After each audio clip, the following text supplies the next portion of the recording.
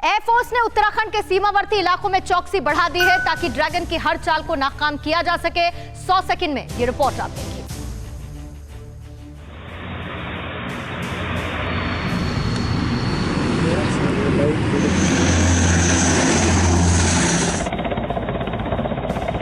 चीन की चालबाजियों का जवाब देने के लिए भारतीय सेना तैयार है।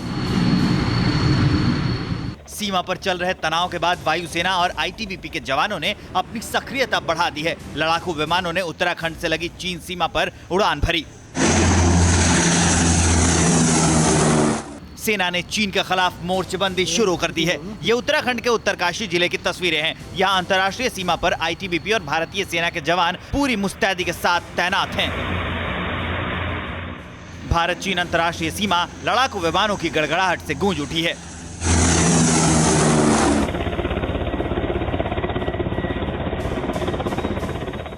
अंतर्राष्ट्रीय सीमा पर वायुसेना के लड़ाकू विमानों ने गश्त बढ़ा दी है। उत्तरकाशी सहित चमोली और पिथौरागढ़ से भारत चीन अंतर्राष्ट्रीय सीमा का करीब 354 किलोमीटर का क्षेत्र सटा हुआ है। उत्तरकाशी से चीन अधिकृत तिब्बत की करीब 122 किलोमीटर लंबी सीमा जुड़ती है। वहीं चमोली से 88 किलोमीटर अंतर्राष्ट्रीय सीमा जुड़ी हुई है। हालांकि अभी तक उत्तरकाशी से सटी सीमा पर किसी प्रकार की घुसपैठ की खबर नहीं आई है, लेकिन भारतीय जवान हमेशा चौकन्ना और मुस्तैद है, क्योंकि ड्रैगन कभी भी कोई भी चाल चल सकता है। बीते महीने अंतर्राष्ट्रीय सीमा से जुड़े घाटियों में एक सैटेलाइट फोन का सिग्नल ट्रेस किया गया था, जो भारत में प्रतिबंधित है। इन्हीं सब इनपुट्स और चीन की हरकतों की वजह से उत्तराखंड की सीमा पर हमारे जवान तैनात हैं। ड्रैगन की हर चाल पर पैनी नजर रखने के लिए आसमान में भी गश्त बढ़ा दी गई है।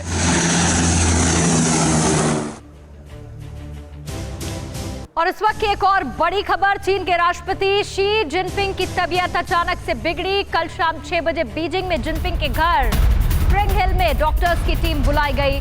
जिनपिंग की तबीयत खराब होने पर डॉक्टर्स की टीम को बुलाया गया। जिनपिंग को हाई बीपी की प्रॉब्लम हुई।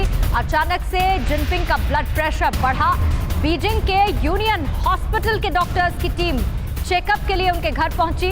जिनपिंग के आज के सभी प्रोग्राम कैंसिल कर दिए गए। चीन नेपाल के हवाई क्षेत्रों का इस्तेमाल कर भारत में घुसपैठ की बड़ी साजिश रच रहा है और नेपाल को झांसे में लेकर वो भारत नेपाल बॉर्डर के नजदीक 2 अंतर्राष्ट्रीय एयरपोर्ट भी बना रहा है। ये TV9 भारतवर्ष की एक्सक्लूसिव रिपोर्ट है। 100 सेकंड में देखिए।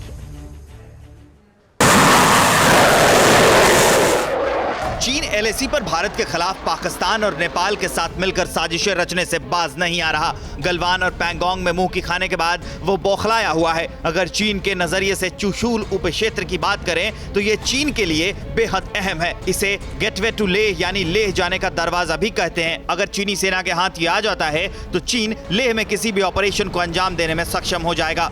इस कारण चीनी सेना इस पर नियंत्रण स्थापित करना चाहती है और भारतीय सेना इसे चीनी सेना के हवाले नहीं कर सकती। लिहाजा अब ड्रैगन नेपाल में हवाई पट्टी बनाने में मदद कर रहा है। पहला एयरपोर्ट रक्सौल बॉर्डर से 22 किलोमीटर दूर निजगढ़ में बनाया जा रहा है, जिसका भूमि अधिग्रहण का कार्य तेजी से चल रहा है। एयरपोर्ट बनाने में 60,000 पेड़ों को काटना पड़ेगा। इसे 2025 तक लागू करने का प्रस्ताव है। जबकि दूसरे एयरपोर्ट की एक्सक्लूसिव तस्वीर देखिए। सनौली बॉर्डर से कुछ किलोमीटर की दूरी पर भैरहवा में ये बन रहा है। इसका नाम गौतम बुद्ध अंतर्राष्ट्रीय हवाई अड्डा है। इस एयरपोर्ट का निर्माण चाइना की company north west civil aviation कर रही है। इसका रनवे 9,843 फुट लंबा होगा। यहाँ यात्री विमान के साथ कार्गो प्लेन और अन्य फाइटर जेट उतारने की सुविधा होगी। इसके निर्माण में 30 चीनी इंजीनियर के साथ 300 नेपाली मजदूर दिन रात काम कर रहे हैं। एयरपोर्ट का निर्माण 90% पूरा हो गया है। दिसंबर में एयरपोर्ट को चालू करने की कोशिश है। चीन ने नेपाल के 7 जिलों में अपना कब्जा जमा रखा है। अब एयरपोर्ट के जरिए